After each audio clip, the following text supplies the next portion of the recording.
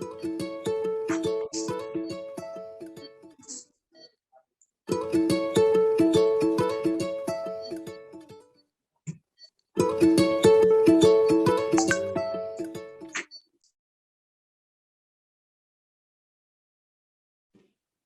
you, everyone. I call upon Jia Jabbar for the welcome speech. Every year on July 1st, India celebrates National Doctors' Day to honor the grit and determination of doctors who serve humanity. On this occasion, I am greatly honored to welcome our distinguished chief guest, Dr. Asha Vijayan, Superintendent of General Hospital, Ernakulam. A hearty welcome to you on behalf of Cochin Public School team, ma'am. Thank you, thank you. A warm welcome to our managing trustees, Dr. Anwar Hussain and Dr. Benzer. Thank you, thank you. Next, I welcome Dr. Najla Ibrahim. It's a proud moment for CPS family as they are the alumni of CPS. I do welcome our Vice Principal, Zabina ma'am, Academic Director, Fahmida ma'am, all our alumni CPS, dear teachers, students, and parents to the Doctors' Day programs. Today, more than ever, it's important for people to realize the sacrifices that the medical team make for us day in and out. With the number of infected people on the everyday rise and hospitals being flooded with people in thousands regularly, doctors can truly be named as superheroes at this point. We take this opportunity to appreciate their efforts and recognize their strength with heartfelt messages, delightful wishes, and sweet happy Doctors' Day 2021 greetings. We salute the real heroes in the forefront. Thank you. Thank you, Jia.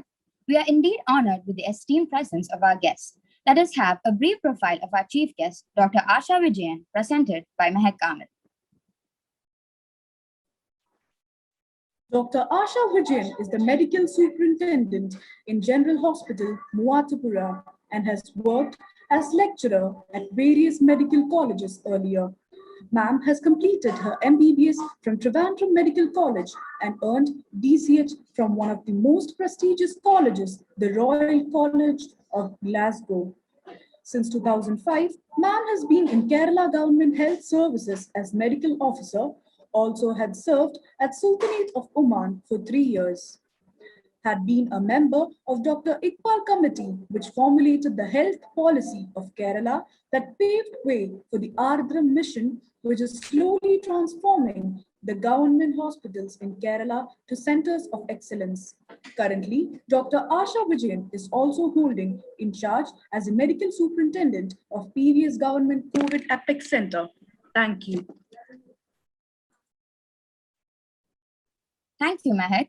Next, I request our Vice Principal, Jabina ma'am, to speak a few words. Distinguished guests, dear students, parents, and my dear teachers. We are indeed honored to celebrate this year's Doctors' Day. On National Doctors' Day, we pay heed to all the doctors for serving lives.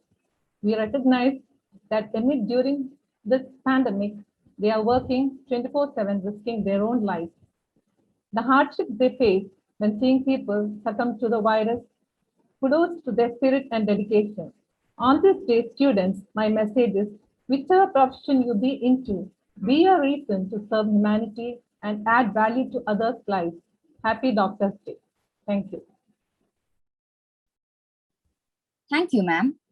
May I now invite our chief guest, Dr. Asha Vijayan, to address the gathering. Ma'am, please.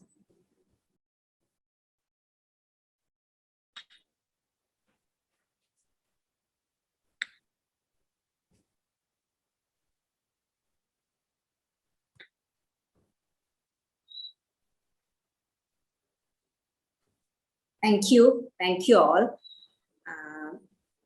I have some connectivity issues, so can I just switch off my video? Because the voice may break if I keep my video on. So while talking, in between, I might switch off my video. Please forgive me for doing that because I'm at home and I have some connectivity issues. Good evening to one and all. Good evening to my friend, Dr. Anwar, Dr. Benzer, your Vice Principal, Jamila ma'am, and all the parents, teachers, and students who have logged in online in this have seemingly happy day for us on the National Doctors' Day.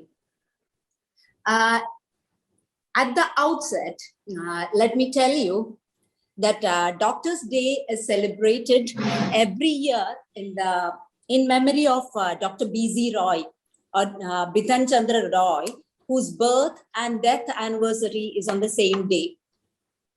Dr. B.Z. Roy was born on July 1st, 1882, and he left us on July 1st, 1962.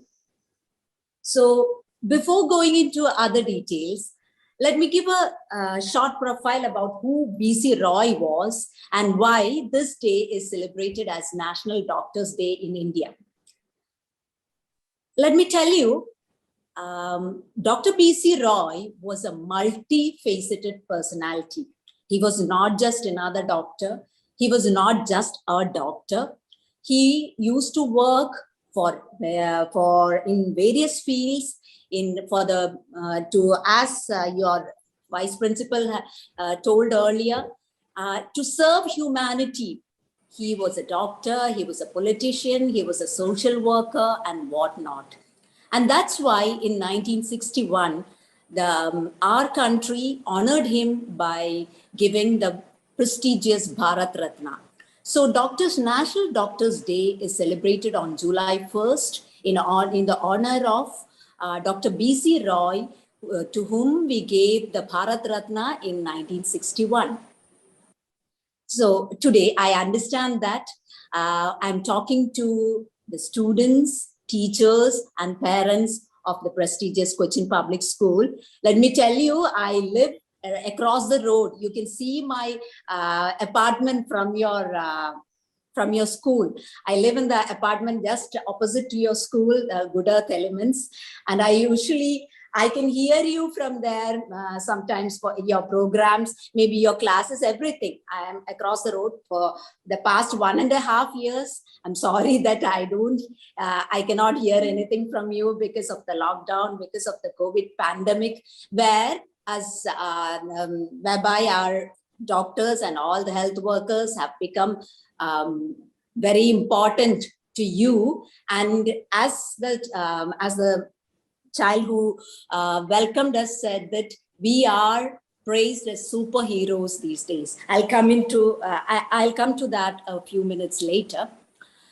To the parents, to the teachers, and to all the children who have logged in, I would like to touch upon two important aspects.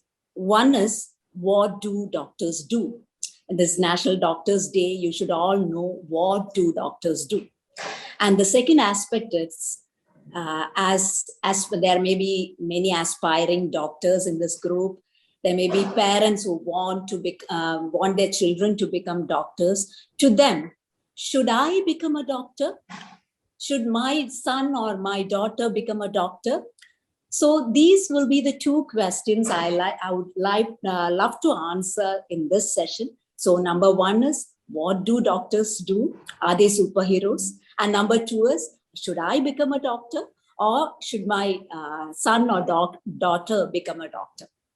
So to the first question, as I told you earlier, we are called superheroes nowadays because of the COVID-19 pandemic.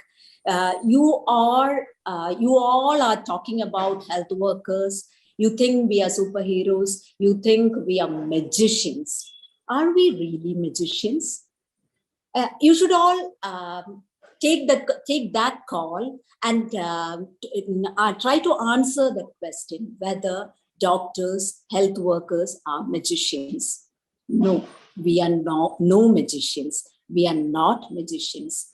This profession is also just another profession, like the profession of an engineer, like the profession of a teacher, like the profession of a mason, a carpenter. This doctor profession is also just another profession. All the health workers, nurses, pharmacists, lab technicians, all those are different professions. But how does our profession become so important, or as they call, how does that become noble? That is the question I want to answer. As I told you, we are not magicians, but the difference is we can make, or the doctors can make a difference. Maybe that is the difference between other jobs and the health profession. Yes, teachers can make difference. The engineers can make a difference. Even a mason who builds who is a construction worker can make a difference. But the difference is that a doctor can touch lives very closely. So, as they say, a doctor can hold your hand and make you feel important when you are scared. When you're scared, a doctor can just hold your hand and make you feel important, isn't it? They can make children breathe when they stop. They, or rather us, we can make children breathe when they stop. They can make your father survive a heart attack. They can make themselves get up at 2 a.m. 2 a.m. in the morning, 2 o'clock in the morning, and make sure your mother has taken a medicine. And she can make, and we can make ourselves work straight through until 4 a.m. to keep your mother alive. We can drop everything and make a code blue for hours, trying to keep you alive. And all we know is we can make a difference. That's how this profession becomes noble. But having again said that we are no magicians, everything is not in our hands. Why? Why am I saying this right now? In the newspapers, in the media, for the past 1 month or one or 2 months, you have been seeing news about violence against doctors, isn't it? There have been incidents of violence against doctors, against health workers. Amidst the pandemic, amidst which we have been working for the past 1.5 years, there have been many incidents, not just stray incidents, many incidents in which there were incidents of violence against doctors. In the past month, maybe 1.5 months back, in Kerala, in a government hospital, a doctor was brutally attacked by the relatives of a patient. You must have seen that. Do we deserve this? In this Doctor's Day, I would like you all to think about this. We are, as I told you again, over and over, let me tell you that we are not magicians. We cannot do anything, do everything. It is just another profession, but we serve humanity. As I told you, we help your mother survive, we help your child survive, and we deserve better. So please take an oath on this day that I would not raise a hand against not just doctors, not against any health workers. Especially, I'm a doctor working in the government sector for the past 23 years. We work amidst many shortcomings. You must be knowing that. I was a member of the Iqbal committee. We had developed the health policy of Kerala. We had paved the way for the Ardram mission, which you can see is slowly transforming our government hospitals. You all might have seen the condition of the government hospitals right now. It's far, far better than the past 10 or 20 years. You must have seen that. But in spite of that, we work amidst many shortcomings. So we try our level best. We sacrifice many things to serve humanity. So please understand that we deserve better, and please spread the word in this day. Please spread the word that you have to, the society has to understand that there should not be any violence against doctors and health workers. Please, I would like you all to take that message. Now, coming to the second question, should I become a doctor? Yeah, the children who had talked earlier, the teachers, the parents, all have that question in mind, whether I should send my child to become a doctor. Career-wise, I would like to look at it in two different points. Career-wise, yes, this is a profession which can assure you that you will be able to survive, financially, and also as a noble thing in this noble person in the society. You can survive your rest of your life. You can, it's a glowing profession, a noble profession. Yes, that's true. Career-wise, it's a noble profession. You can serve humanity, as ma'am had said earlier. You can serve humanity. As I told earlier, you can touch lives. You can change. You can make a difference. You can see beautiful smiles when you change you touch their lives. Yes, that's true. But you should not think that that is the end of the world. I've seen children who, if they do not get through the entrance or so, getting into a deep depression that I didn't get through the entrance, I cannot become a doctor. No, it's just another profession. I told you, you can become an engineer, a teacher, or whatever. So parents, I would like to ask all the parents, ma'am, parents are also logged in, right? Ma'am? Yes, ma'am. Yes, ma'am, is going Yes, ma'am. live, ma'am, on Going YouTube. live, YouTube. Yeah. They'll yeah. watch on the YouTube, yeah. Okay. So, please, എല്ലാ പേരൻസിനോടും എനിക്ക് പറയാനുള്ള ഒരു കാര്യം, please understand that a doctor profession or engineer profession is also just another profession. നമ്മുടെ മക്കൾക്ക് പല കാര്യങ്ങളിലും അഭിരുചി ഉണ്ടാവും. They may be having എന്താ പറയുക, taste towards another profession. So please don't compel them into one profession. Try to understand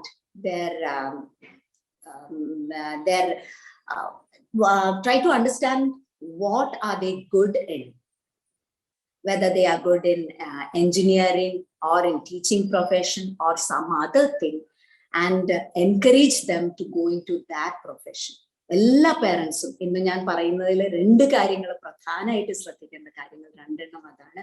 one is ഡോക്ടേഴ്സിനെതിരെയുള്ള വയലൻസിനെ കുറിച്ച് ഞാൻ പറഞ്ഞു. Please understand that health workers deserve better. And another thing is please understand that ഈ doctor profession എന്ന് പറഞ്ഞാൽ മറ്റേത് profession പോലെ തന്നെയുള്ളൂ. And നിങ്ങളുടെ കുട്ടികൾക്ക് എന്തിനാണോ അഭിരുചി അതിലേക്ക് വിടാൻ ശ്രമിക്കുക. So I M winding up giving these two important messages, and thank you all for your patient listening, and wish you all a wonderful year ahead. Namkariyam, we are in between this COVID pandemic. We all say that we are lucky enough to be alive on the 1st of July 2021, surviving the pandemic, and we are all waiting. We are all scared that there will be a third wave. We just be optimistic and be optimistic about the health services, and wish you all the very best. And thank you all. Thank you for having me here. Especially thank you, Anwar, for inviting me to this prestigious day. Thank you all. Thank you, ma'am, for your overwhelming work. Next, we have our Academic Director, Fahmida ma'am, for the felicitation. Respected Manager Anwar Hussain sir, Vice Principal Jabina Ibrahim ma'am, Chief Guest of the Day Dr. Asha Vijayan, teachers, parents, and my dear students. On the eve of Doctor's Day, We salute the sacrifices of all the frontline workers who are the real warriors fighting the pandemic. When the whole world is facing adversities of the pandemic and confined to their homes, the relentless and untiring efforts of doctors and other medical staff give a ray of hope to people.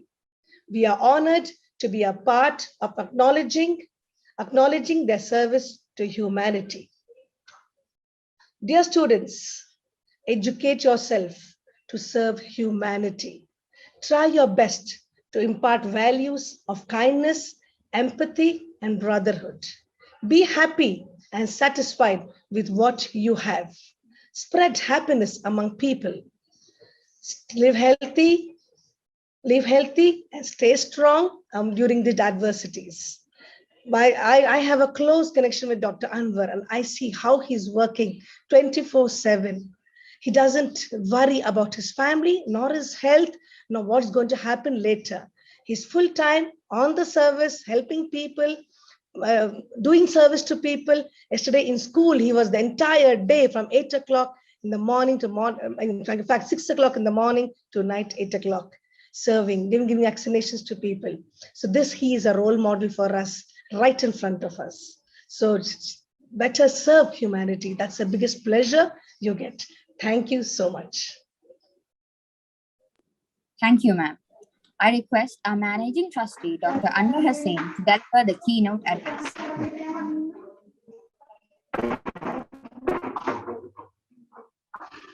Good evening, Chief Guest of the Day, Dr. Asha Vijay, my superintendent at PVS COVID Apex Center, Vice Principal Zabina, ma'am. Am I audible? Am I audible? Yes, sir, you are. Yes, doctor, you Am I are. audible? Yes, sir, you are. Yes. Thank you. Yeah. Academic Director of Ahmeda, ma'am, teachers, and students of Cochin Public School.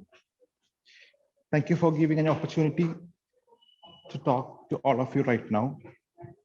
Actually, as expected, I was supposed to be free by 5 o'clock, and I'm still running around in the hospital. Just give me 2 minutes. I'm in a safe place right now. Hi. Asha, ma'am, are you there, ma'am?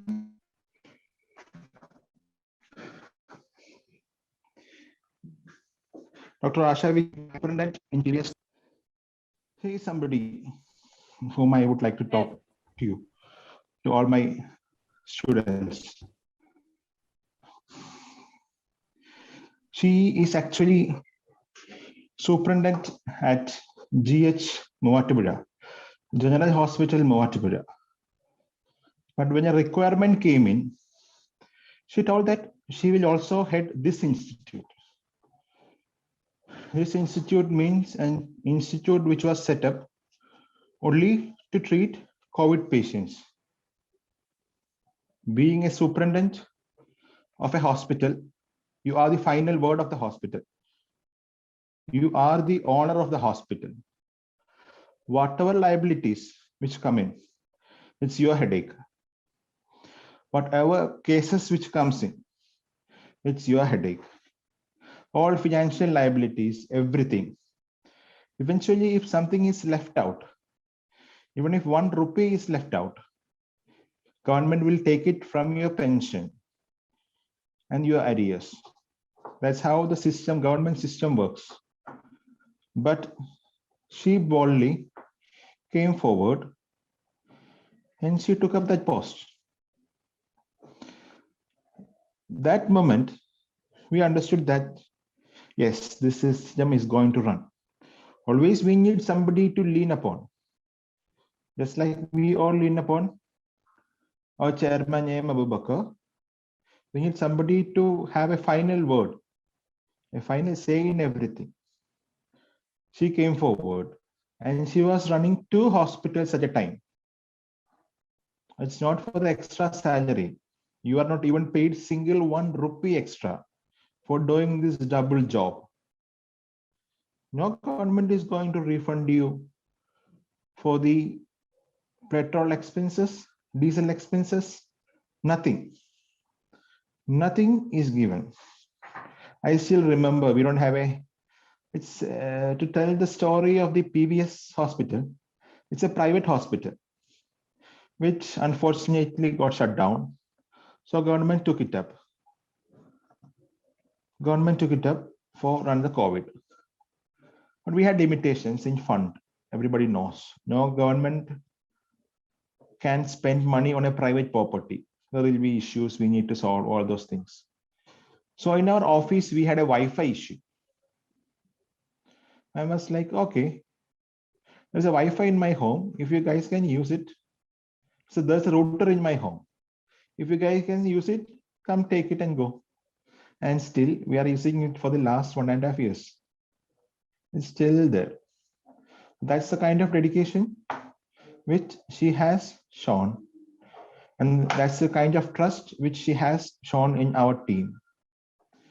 I would like to say to all doctors, not to doctors, sorry, all the parents and teachers and students is that it all depends on what you feel like doing. If your mind says it's right, just go forward. Plus everything will follow you. If you are sure that you are doing 100% just to your soul, move forward. Rest everything will come, act together and move forward. So just to add another word, we were in a dilemma. We need somebody to lead the clinical side. So that day I came to know that one of my senior who was working and who was running an ICU, everybody might be thinking that doctor's job is something which is completely secured. You will be having a hi-fi, Honda car, petrol, diesel, everything. Everything will be covered. Everything is secured. Your life is secured. There is nothing like that. Everybody would have remembered the last pandemic in which everybody lost job. Even doctors lost job. Last pandemic, with our government decision, it was not decided for the private hospitals to treat COVID. At that time, the patient load in the hospitals decreased. So doctors were asked to take 15 days compulsory leave and they will be paid half. Or else they can come to hospital and they will be paid half. Everybody lives in EMI, I know that. So this doctor is a senior doctor. He had enough and more pay. So what happened eventually? They threw him away. I don't know, that was a lucky charm for us actually. The same day which he was thrown out, we called him and asked him, "Sir, are you coming?" He came and joined the government service for less than half the pay. Almost 1/4 it comes actually for the pay which he was getting in the government, in the private hospital. And he led the show for us. So everything is not money, everything is not profit. At the end of the day, that just like ma'am told, you will be having a happy feeling. And if that happy feeling gives you enjoyment, go for it. And just taking the words from Asha ma'am, yes, being a doctor, income is guaranteed. Income is guaranteed for a doctor, but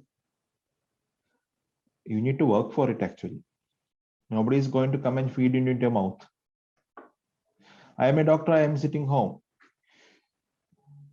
Give me my salary. Nobody is going to do that. If you are seeing any doctor or any person in this world who is successful right now, he would have spent many days working to be that successful. It's not something that is very much easy. And to be frank, I just would like to say, add on to this, the way or the time at which I met Dr. Asha. That was during another crisis time, 2018 flood. 18 flood happened. Wow, everybody is sitting relaxed at home. Those who have no issues. Who had issues was shifted.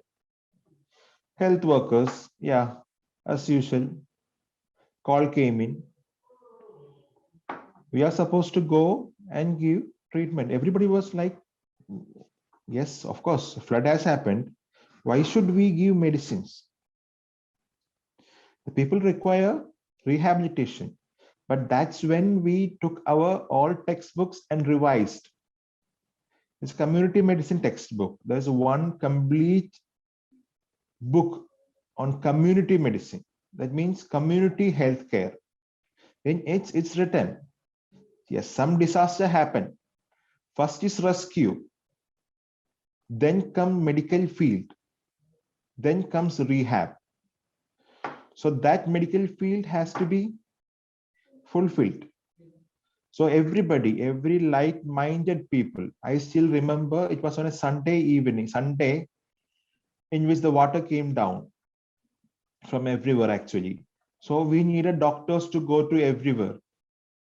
So we just spread a use of WhatsApp, of course. We spread a message that we are in need of doctors. Seriously, you won't believe the senior doctors whom you wait outside 1.5 hours, pay thousands or 2,000s to see the doctor, and he only spends 2 or 3 minutes with you. Everybody came in to Ernakulam General Hospital auditorium, and they're waiting for orders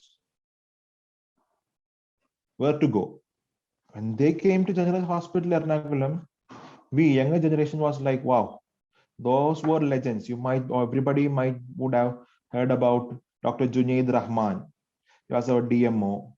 Then the cardiac surgeon from LISI. I'm not able to remind his name right now. Then Dr. Subramania Iyer from Amrita. Many legends came in all the way. If you ask me, if I start saying stories about doctors, I will have a whole day to say about the stories of the doctors. I can actually keep on talking for days actually. I still remember a doctor came all the way from Muscat, seeing that his place is drowned and require medical help in 2018. He came all the way from 2018, Muscat, landed here, and he went in. He was like, I know my people, I will go in, don't worry, I will take care of them. See, you are going into a almost like a war zone. You are going. Actually, I still remember. I think I'm keeping on shifting from stories to stories. Ma'am, Fahmida ma'am, stop me when it's my time to stop, okay? Fahmida ma'am. Yes, Remind doctor. me when it's my time for me to talk. Yeah. What happened is that, so he came in all the way from Muscat. He told, I will go first because people are agitated. People, everybody was almost, a lot of crowd was settled in this church. But unfortunately, the brick wall of the church fell down and 4 people died. There is no place to move that dead body. People are staying with the dead body for the last 2 days. Don't have a place to shift them. They are just covered with a cloth sheet and everybody is waiting. That's when this doctor is supposed to go in. I think those who see zombie movies in English will be understanding the situation. Actually, what we did was we threw in food first, and the doctor went down and made sure that everything is normal. And then medical help came in, everything was done properly. And I still remember my friend Dr. Samin and his wife. They came to control room just to chit chat and help out if required. And a call came, require 1 male doctor, 1 female doctor to be dropped down by helicopter to one of the place. No idea when you will return. Nothing can be guaranteed. That's the word which we got. I think I was there. Yeah, I still remember that. Somebody asked him, Dr. Samin, are you ready to go? You don't have an option either to take your mobile charger. You should understand that. You need to leave in 5 minutes time. And that couple actually went in. And they came after 2 days. After more than 24 hours, they came out from that position. So if it's required, we should come out and help. That's all what I would like to say. If it's a war, soldiers come in. If it's something else, to be frank, if I was not a doctor in this COVID, I would have sat in the room and would have relaxed the so-called lockdown. I know lockdown is not something to be relaxed, but for me, all these the so-called what is that? We are supposed to go in quarantine, right? I just enjoyed my quarantine days. Nothing. We need to do nothing on those days, right? So we get 7 days. If you become primary or something, yeah, you just need to sit at your home. But this Zoom is killing all our time. They always come with Zoom meetings. Again, we have to prepare notes and move forward. And regarding vaccination, if you get a chance, get vaccinated. I was managing the ICU in previous COVID Apex Center. In the second wave, you can quote my name. In second wave, I never ever got any patient who was vaccinated. I never ever got any patient who was vaccinated twice. Means no doctor, no nurse, no healthcare worker, no frontline worker, nobody got admitted in the ICU. Yeah, it's true. Patients got admitted in the wards, but nobody required more than oxygenation. There were, yeah, of course, there will be isolated events. It happens. But if you get a chance, take vaccination. It protects you. And to be exactly precise, my daughter got COVID, my wife got COVID, my father got COVID, mother got COVID, brother got, my mother-in-law, father-in-law, everybody. And I was sleeping with my daughter that night. And until now, I'm yet to have COVID. And what my family told is that COVID will come only for human beings. So that's maybe the reason you are still escaping from the same.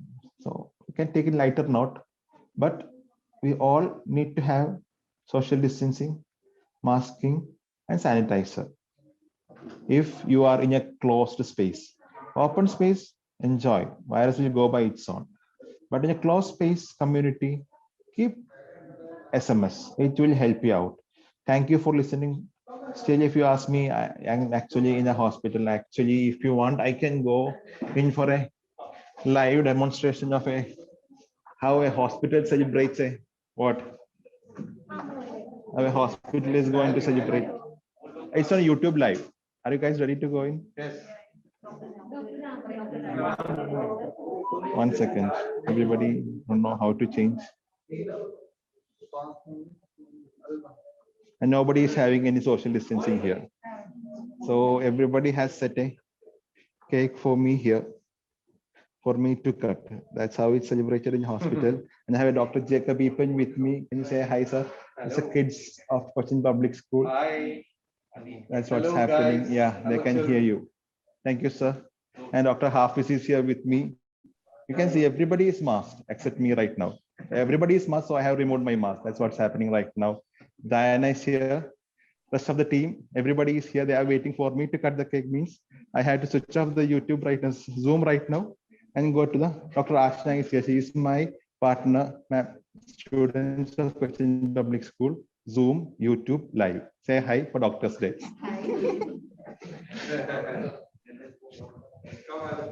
That's the least thing which I could do for you guys. We do enjoy.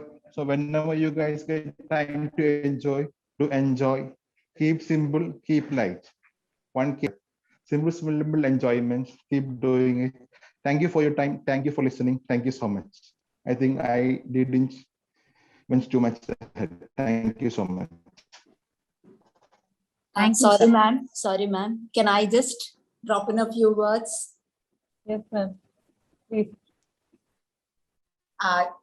Ma'am, sorry for interfering in between, but I fall short of words to describe Anwar. I should have done that earlier, I think. He is the greatest implementer I have ever met. As he told, I met him in 2018, when the flood waters were just receding, and he was there in the midst of umpteen number of medicines and all the issues. There was a screen behind him with all the issues of Kochi. There's a house which is immersed in water. There are people who are stranded. There are people who needed medicines. A church had collapsed. People were underneath the debris, all sort of issues. And there was a software implemented so that we could reach out to people who were needy. And it was all coordinated by Dr. Anwar. And as I told you, the greatest implementer I have ever seen, and a loving brother for me. And he said all sort of things about the previous COVID Epic Center, about the doctors there. But without him, that project would not have worked. Please do take my word. He is such a dedicated fellow who can easily touch lives and who believes more in doing than saying about something, that talking more, doing than talking.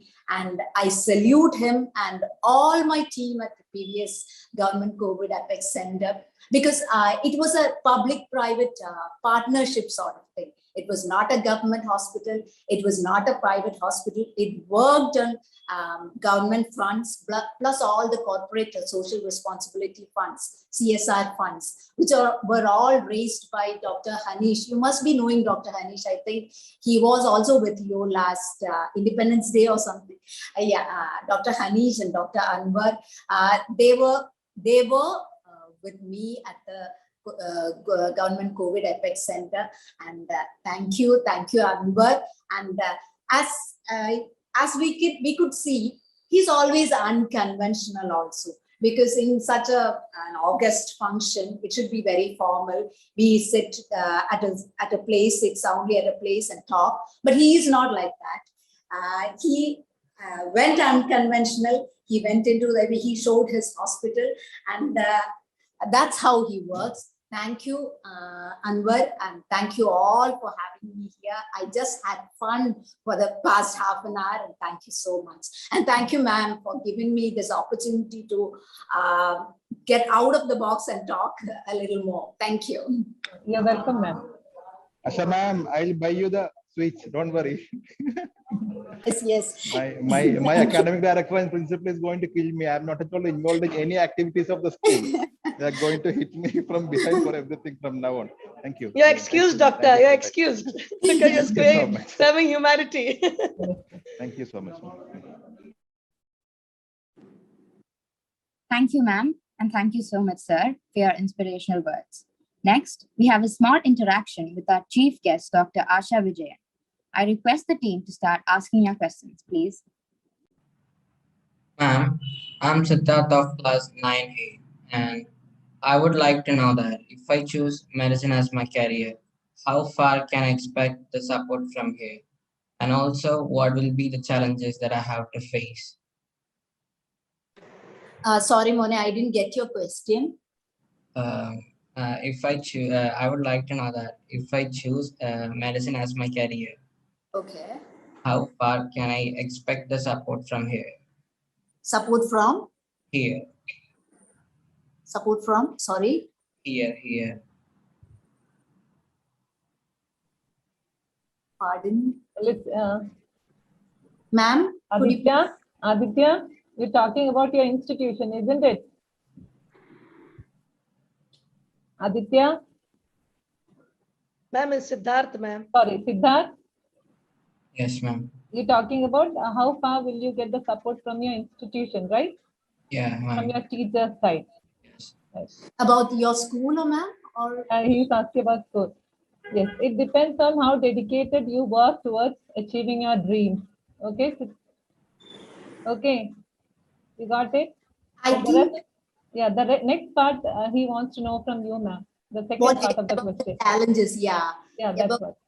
I think I had touched upon that subject earlier Yes, also. ma'am. Yes, ma'am. I told you that this is another profession, but it is different from, of course, it is different from other professions. I told you how you could make a difference very easily, and people, you can touch the lives of people. And challenges, yes, you require a lot of hard work to become a doctor, because you can't just stop your studies. It's the whole course, the basic undergraduate course itself takes up 5.5 years of your life.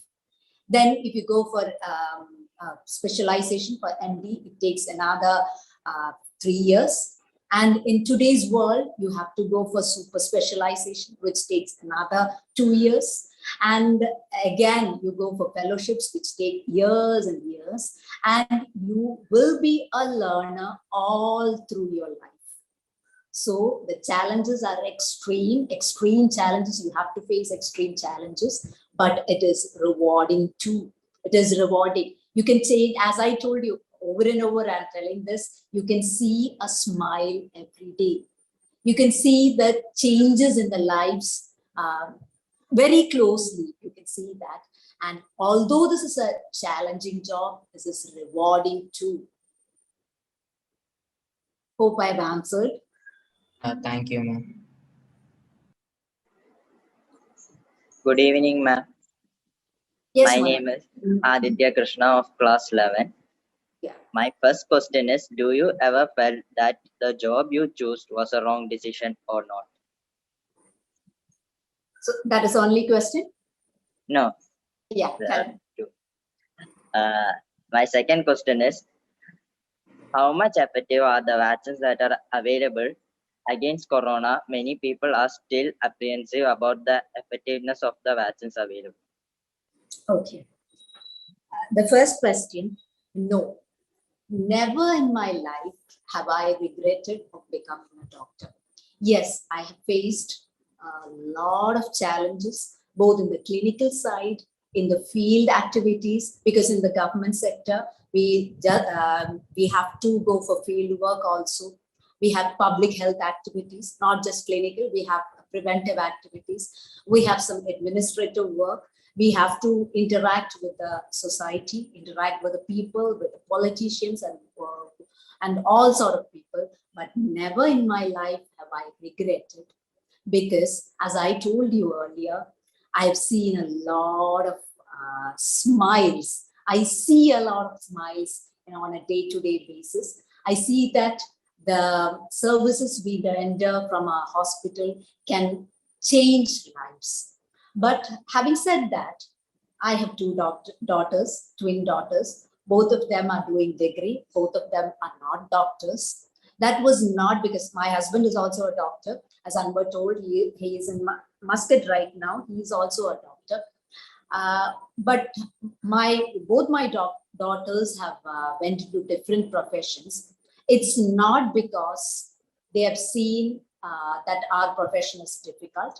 They just had the aptitude in different subjects. That's why they changed the professions. So the blanket answer is no, I have never regretted of becoming a doctor. Now, your second question was about the efficacy of vaccines, right? That also Anwar had touched upon that topic, I think. We were working for the past 1.5 years. We are combating this pandemic. And at previous government COVID Epic Center, we were dealing with patients who were in the ICUs. And as he told, we never saw a person who was vaccinated twice, who had the 2 doses of vaccines in the ICU or in a serious condition. So the answer to your question, the simple answer to your question is, a vaccine, by taking 2 doses of vaccine, you can be sure that you won't get serious disease. And if you get the 2 jabs, we can assure you that you will not be in an ICU and death will not happen. So in that way, vaccine is effective. You might get a disease, but it might be asymptomatic or only mild symptomatic. Is that clear, Mone? Yes, ma'am. My final question, there's one more. Okay, please. My final question is, how long would it take to make the world as it was before? Oh, that's a very, very, Nice very question. that's a very Madam, nice question. It's a very, very difficult question, but because we don't know, Anwar, even we don't know. We need to accept it's going to be a part of our life and move forward. That's We should learn, live with COVID, live alongside COVID. That's all. But having said that, we should say that vaccination is very, very important, and herd immunity is very important, and that is the thing that will make a difference. What I feel is that, ma'am, once pediatric vaccination is over, I think it's going to be safe. Yeah. Once the vaccination is extended to the younger generations, somebody around 4 or 5, I don't know, we can move forward is what I feel. But we can clearly say that next month or the month after the next, it would not be like the olden days. It will be the same. We'll be again going in for lockdown is what ma'am saying? No. He just asked when the world will be the same as the earlier days. Yeah. No. We don't know. Take some time. Let's see. Thank you, ma'am. Can I add on something? Fahimita ma'am, with your permission. Sure, doctor. Go ahead, please. Yeah, if you ask me, ma'am just mentioned that her daughters are doing some other profession, but she forgot to mention what profession they are doing. One is just studying economics. That is in UK. You should understand an 18-year-old girl going all the way from Ernakulam to UK in the amidst COVID. You should understand that. So there is nothing called as inequality in this world. Everything is in your mind. And the second daughter is studying law in Calcutta. So by the age of 18, if you can impart such confidence to your students or to your kids, that's the best thing which you are teaching them. Forget about trigonometry, forget about organic reactions. If you can impart confidence to you, that's why I called in her personally, so that interview comes in, I can put in all these things and make sure that our parents who are listening, and the students, teachers, everybody can find out. It's all depending on how we mold ages. So just add it on, Asha ma'am. Madam, thank you, Anwar, for saying that. But Anwar, he just said that there is no inequality in this world. There's a difference in opinion. Definitely, trying to make this world a better place.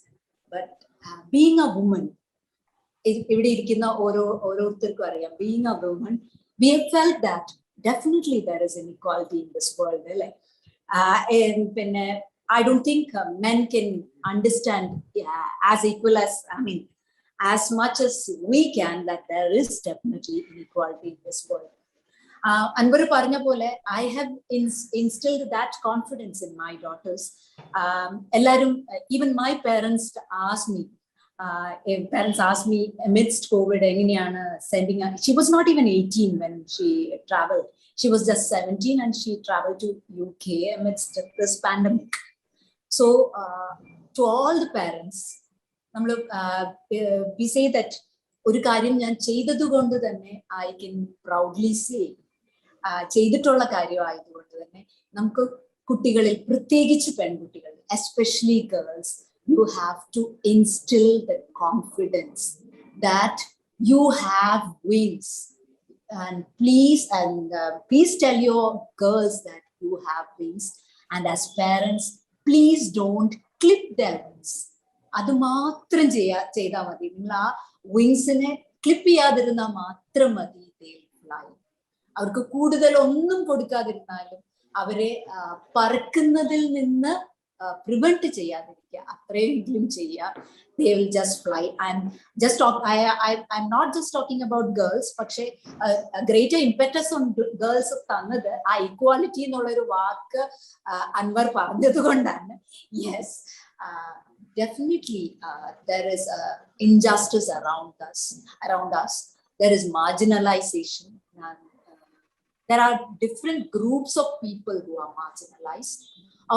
Based on, there are tribals who are marginalized, there are Dalits who are marginalized, and also definitely women who are marginalized. So it should start from the family. To reach out in the society, everything should start from the family. പിന്നെ പലപ്പോഴും നമ്മൾ പറയുന്ന ഒരു കാര്യം, we preach many things. നമുക്ക് ഒരു മൈക്കിലൂടെ അല്ലെങ്കിൽ ഒരു പബ്ലിക് സ്പേസിൽ we can preach many things, but what all we preach we just keep outside our homes. നമ്മൾ പറയുന്നത് we keep our sandals outside our homes. നമ്മൾ വീട്ടിൽ കയറുന്നതിന് മുമ്പ് ചെരുപ്പ് പുറത്തു വെക്കും. ആ ചെരുപ്പിന്റെ കൂടെ തന്നെ all our progressive things, all we speak about justice, all we speak about equality, എല്ലാം ആ ചെരുപ്പിന്റെ കൂടെ പുറത്തു വെച്ചിട്ടാണ് വീട്ടിനുള്ളിലേക്ക് കയറുന്നതെന്ന് പറയും. So please don't do that. That equality, that confidence you instill in children should start from the family. As parents, as a mother, as a father, you have to again and again instill that confidence and say, Mole, you can do that. Whatever you want, you should do that. And as girls, you should be financially independent. That's one thing you have to teach your girls. You should be financially independent. To move up in life, to fly high, you have to be independent, more so financially, because every freedom comes from the basic thing of financial independence. നമ്മളിപ്പോ പറയുകയാണെങ്കിൽ if you want to, എനിക്കൊരു മാല വാങ്ങിക്കാൻ, ഒരു വള വാങ്ങിക്കാൻ പോലും എൻ്റെ കയ്യിൽ പൈസ ഇല്ല എന്നുള്ള ഒരു സിറ്റുവേഷനിലേക്ക് നിങ്ങളുടെ മക്കളെ, നിങ്ങളുടെ പെൺകുട്ടികളെ കൊണ്ടെത്തിക്കാതിരിക്കുക. So right from the beginning, tell them that, teach them that you have to study well, not to become a doctor, not to become an engineer, but to earn a living, but to have confidence in life by becoming an entrepreneur, by running a boutique. You can run a bookstall, you can run a cafe, whatever you can do. Because in 2021, after all these years, we can proudly say that you can live in Kerala as independent as a male. A girl can live as independent as a boy. But with for financial independence, we need education.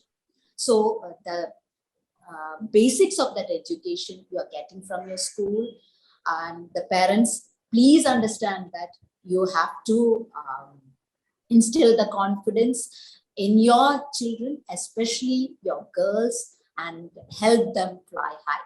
Thank you. This is going to be a dialogue between me and Dr. Asha. This is the only thing in which we are still yet to have a common decision, this inequality. I meant inequality in the sense that equal opportunity is there for every man and female in this world. If Indira Gandhi can become Prime Minister, if Mamata is something which you're looking up to, if Jayalalitha can become the Chief Minister, if the Modi's government right now having 2 or 3 lady ministers, we have opportunity. First, that thinking should go, and we should know where we should reach, and we should have a proper guidance. Students should ask teachers, and for that teachers should have everybody should learn to be exact I would like to add 2 more points regarding my professor or my senior Asha ma'am. She's a voracious reader. Everybody would have understood it by the words which she are using.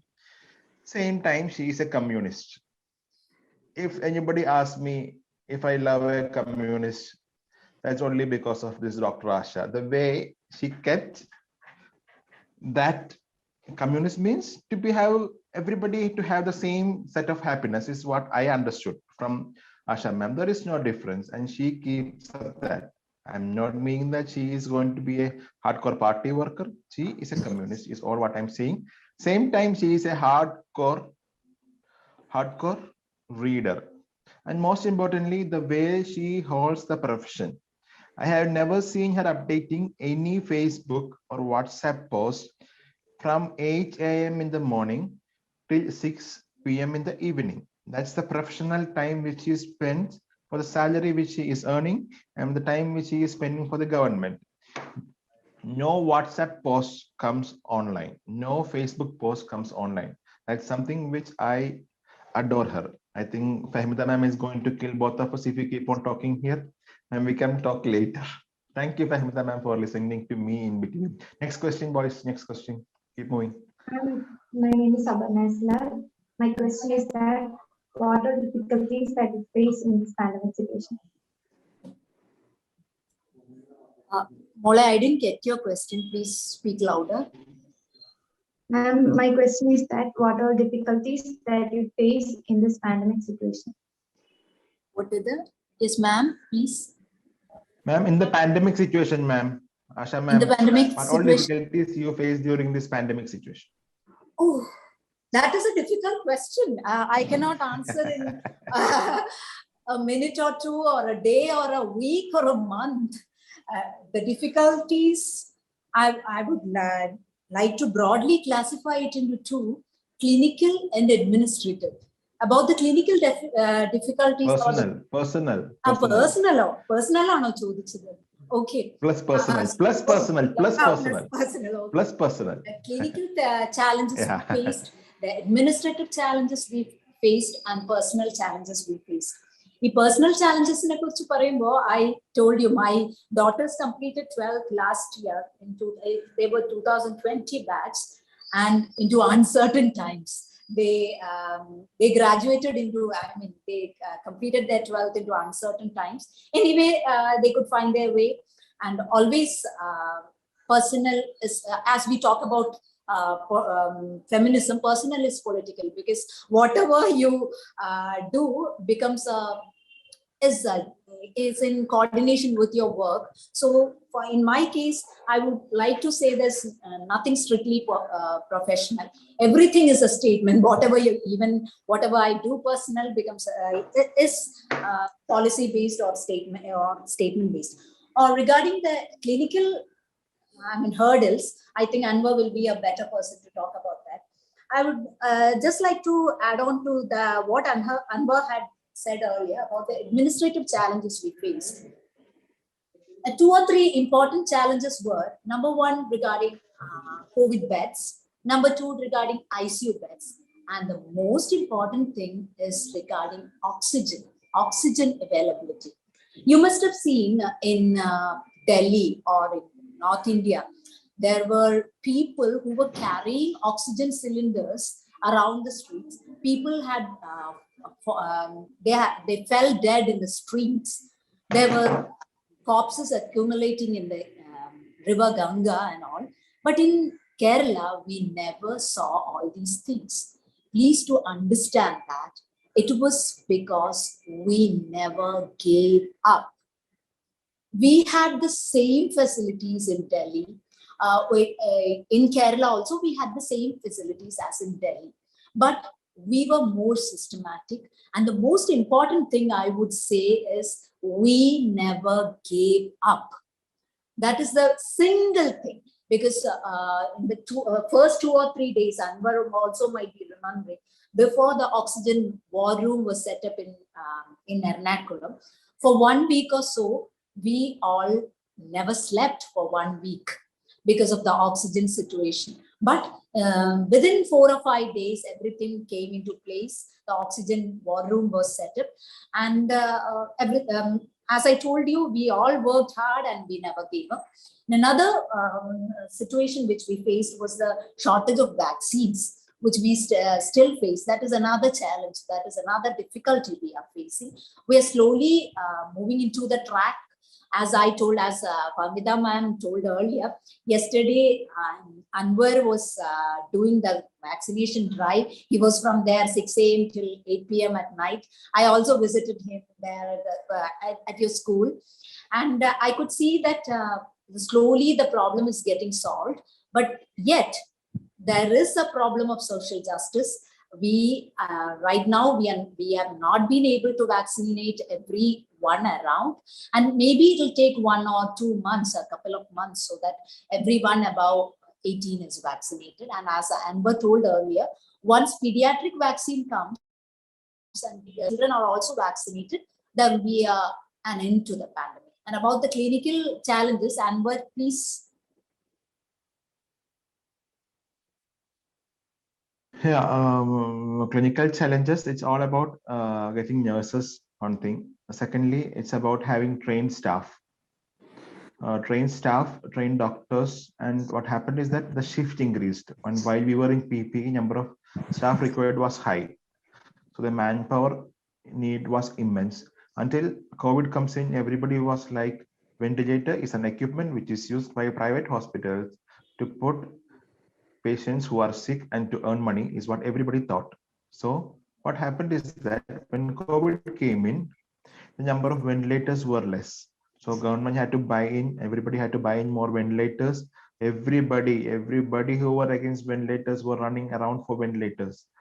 And eventually everything took place, everything, that was the clinical hurdle. Then it was like a new disease. Nobody knew how to treat this thing. So we had to stick on to our basics of management of respiratory diseases and move forward with that. And in between, something will come in saying it's good, it's bad. So eventually, by the second wave, when it came in, yeah, of course, just like in any war, there were martyrs. We had lost many people whom we could have saved. But eventually, what happened is that by right now, everybody knows. And when we see a patient right now, we can predict, is he going to survive or not? So, but other things which we can't accept. Maybe I would have seen almost 250 deaths altogether everywhere, including not my alone PVS, other centers altogether. So things that death is not something which is inevitable. It has to happen, but that acceptance, it takes time. Certain things happen so quickly, so that we don't have time to inform the bystanders. And that's when the crowd mob psychology arises, that they have done something. Nobody, no doctor can't do anything alone. It's a whole team in which we will be having 200 nurses and 100 paraphernalia staffs and 60 plus doctors. One person can't decide anything. So that impression of somebody killing somebody and doing harm to a patient is actually, I don't know how such a thought process comes. So it was a hurdle. So slowly, everybody has learned, everybody has come up. And that stigma of a COVID doctor, to be frank, I was refused a flat because I am a doctor. I'm going to hospital and I'll get COVID and I come back to flat and I'll give COVID. That's what the flat member told me. Then I took flat in a next flat. I didn't say to them that I'm a doctor. So I got a flat actually. That's how I got the next flat. All those hurdles we doctors faced during this time. We had to be kept away from the family. We had to move away from, nobody knew what is going to happen. So will I get COVID from my ward and then will I give it back to my family? I don't know. So I had almost to stay in IMA. Thanks to IMA for giving me free room, everything. IMA is the Association of Indian Medical Association Doctors. They provided us free rooms for everybody. All doctors who required can come and stay there, no issues. They provided the rooms free.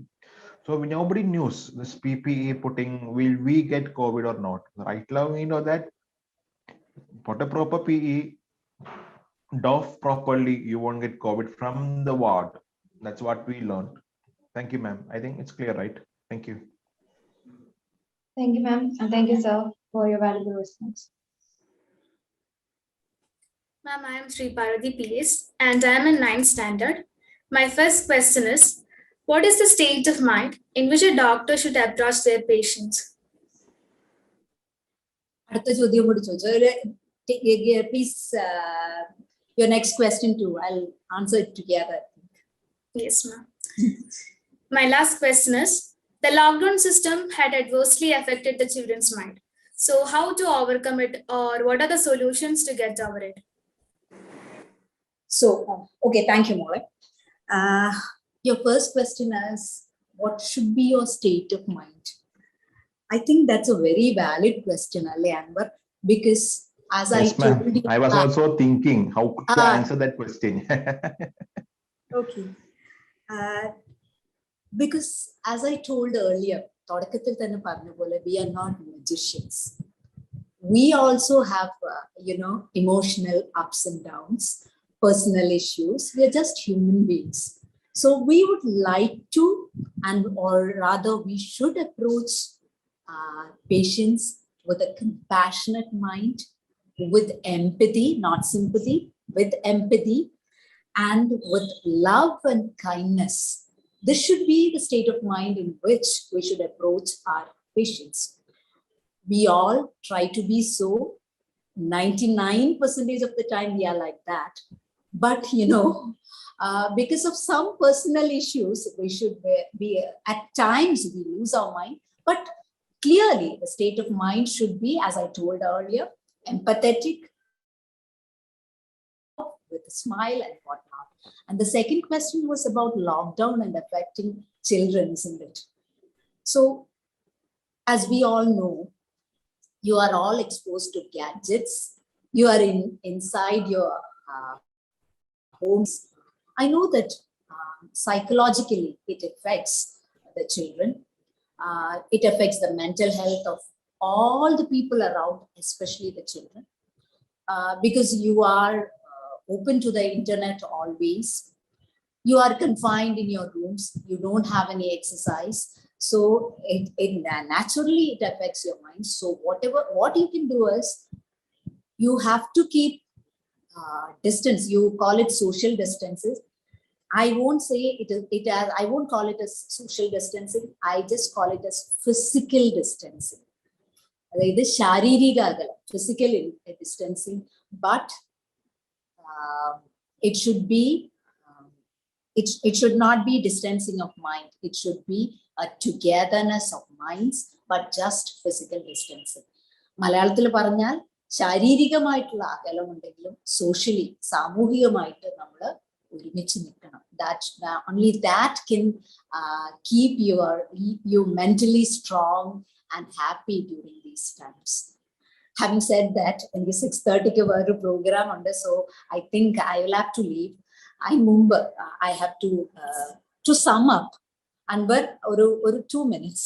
Yes, To sum up, let me tell you, whatever you do, whether you are a doctor, whether you're a teacher, always be just.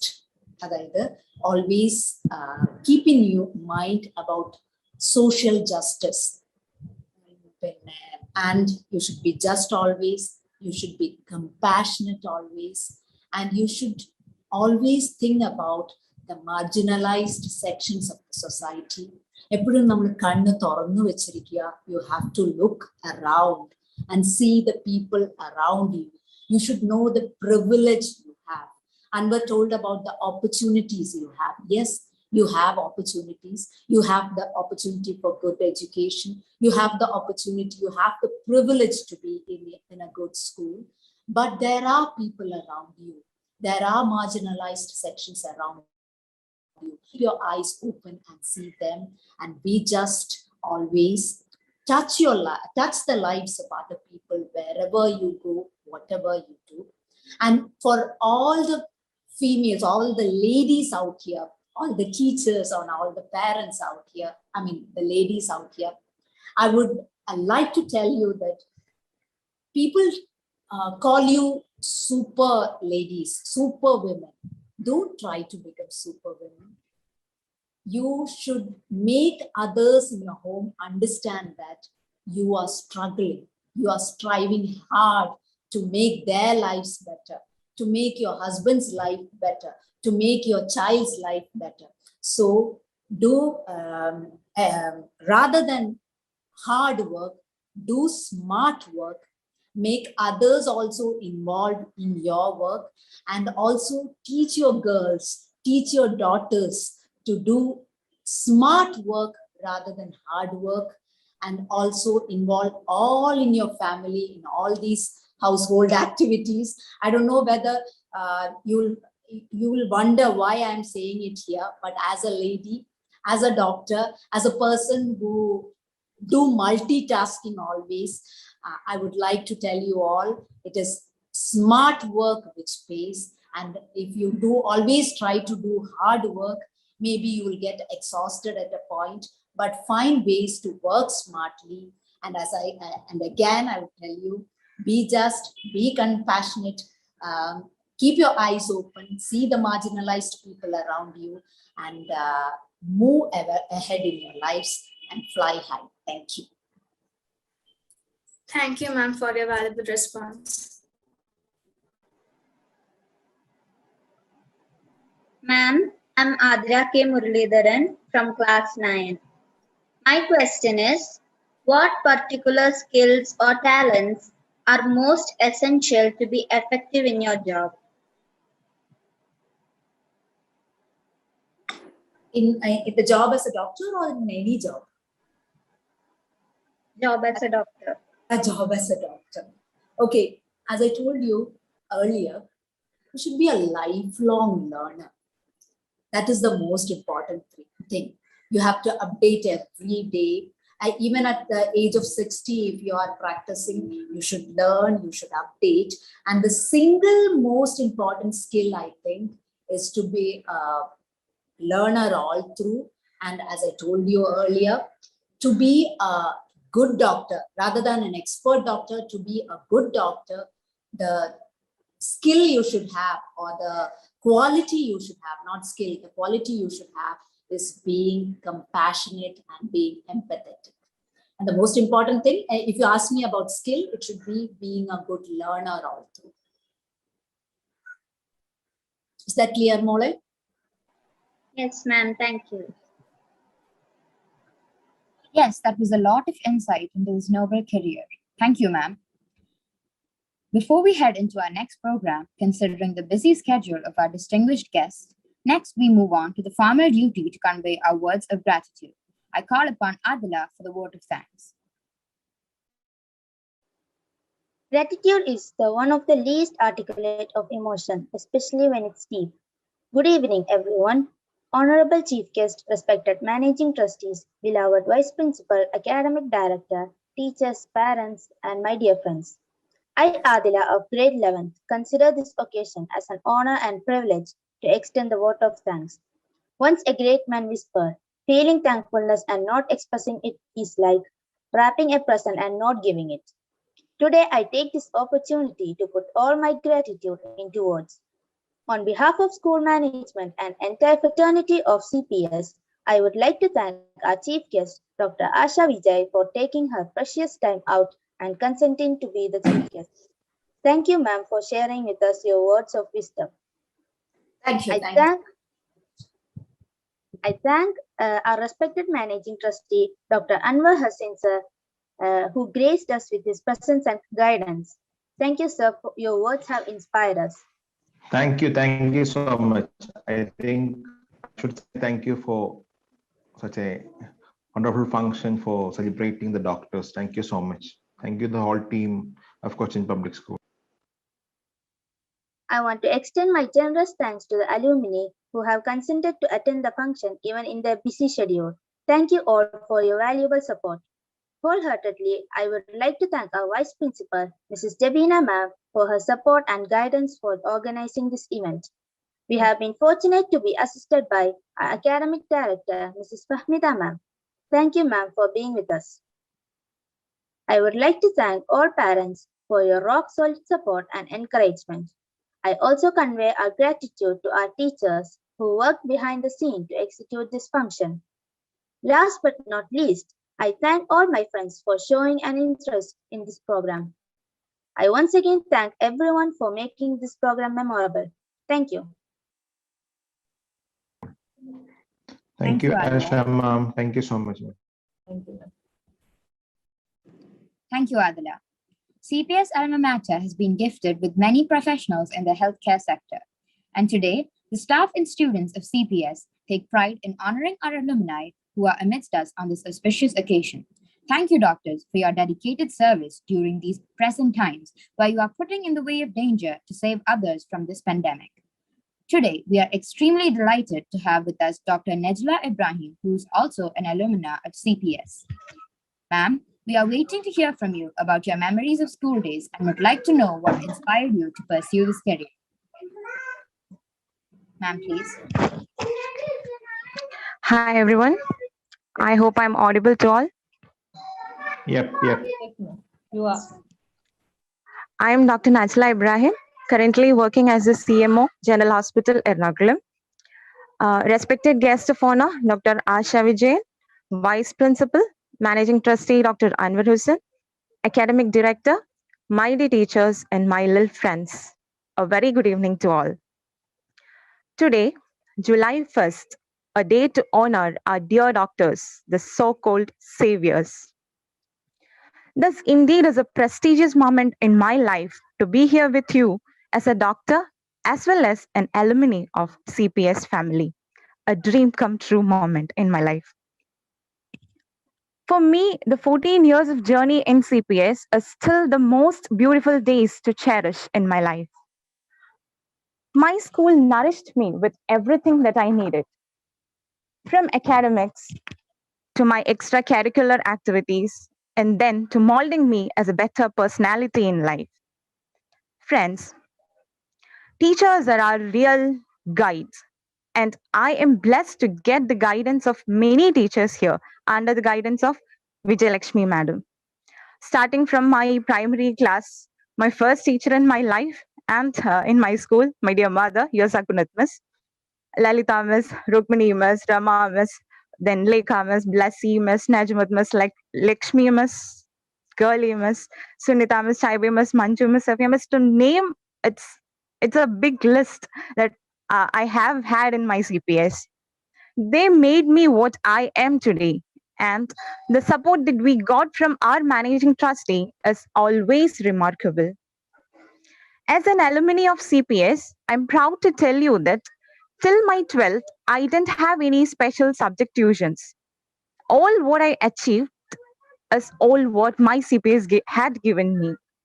Thanking you and forever be grateful to you. Not only in academics, but in my extracurriculars also, I was fortunate enough to participate in the CBSE Youth Fest conducted by CPSE management. My school gave me an opportunity, and that really helped me to bring out my potential. I still remember the first youth festival which was conducted at the Alamein School, Edapalli. My only aim in participating is that, see, in youth festivals and all, it's not our name that comes, it's the name of the representing school that is being portrayed. And I still remember that first day of my competition, I saw that board which enlisted all the names of participating schools. So just before I started my Malayalam essay writing competition, I just prayed for one thing. I wanted to get some score. I really didn't wish for first or second or third, but I wanted to get a point against my school so that the name of Cochin Public School bagging the prize will be announced and whole world comes to hear my school. That was my pride, and that is still my pride, still my spirit.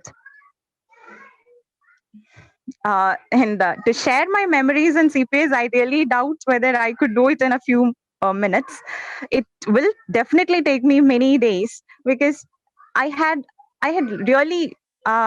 had lots of experiences from there. So once again, thanking my CPS family for whatever you have done for me. Now, friends, today as we celebrate the Doctor's Day, as a doctor, I would like to convey you something. as quoted by Hippocrates, wherever the art of medicine is loved, there is also a love of humanity. A doctor has been deemed synonymous to the greatest blessing of humanity because in our span of life, the person whom we all need, even if it's for one time, is invariably doctors. People do consider doctors as the Mishiha of life and death. Sometimes we are given God status, sometimes we are acutely criticized. Both perhaps are unjust. I just wanted to make it clear that we doctors are human beings like you, with blood and flesh. We too have emotions. We too need self respect. The rising incidence of violence against doctors, especially in the recent period, including the Mavelikara incidents, is absolutely heartbreaking for every doctor. Working without rest for days and nights and still being beaten up is absolutely an injustice to us. Really feeling bad to say that it's okay if you don't greet us, but please don't beat us. I know I have a lot of friends over here who choose this to take as your profession. I wanted to tell you one thing, that if you are inspired by the white coat and the stethoscope, which we just not consider as an instrument, it's still a jewelry for us. So if you're really inspired of becoming a medico, chase your dreams, achieve your goals, because this is still the most noble profession you can have. The self satisfaction that you get once a life come back through us is just uncomparable with anything in this world. Friends, you being the coming generation, do try learn to respect your doctors. And together, let's put a stop to the rising violence against doctors. Once again, happy Doctors Day. Thank you, CPS team, my vice principal, Pabida ma'am, managing trustee, and all teachers behind this for inviting me to be a part of this gathering. Thank you all. Once again, happy Doctors Day. Thank you, ma'am. That was very Thank you, inspiring. Nachila. That was so superb. Thank you so much, Najla. Very nice. Very inspiring. Yes. Greatly honored to be a part of CPS now. Thank you. Moment of pride. With the touch of kindness and humanity, doctors, you really inspire us. Let's watch a tribute to all doctors who are the alumni of CPS and our parents who are in the medical profession.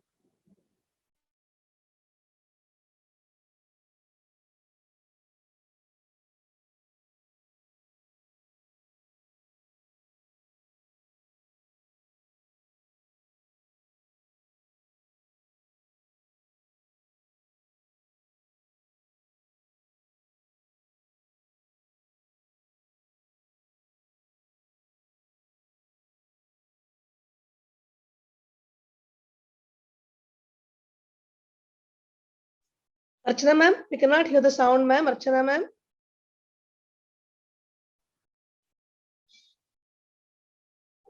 Archana ma'am.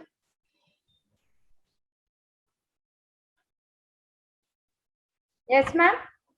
We can't hear the music, ma'am. Please replay it again. Yes, ma'am.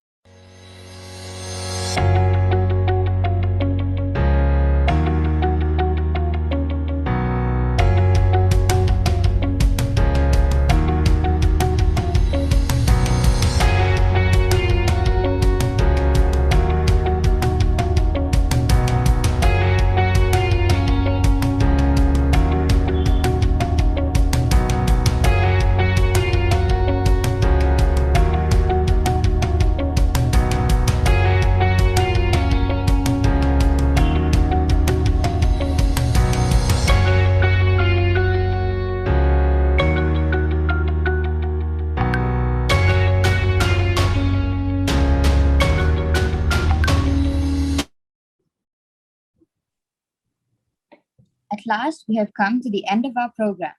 Thank you all for being with us despite of your busy schedule. Very happy Doctor's Day. Thank you. Thank you all. Thank you for such a wonderful surprise at the end, actually.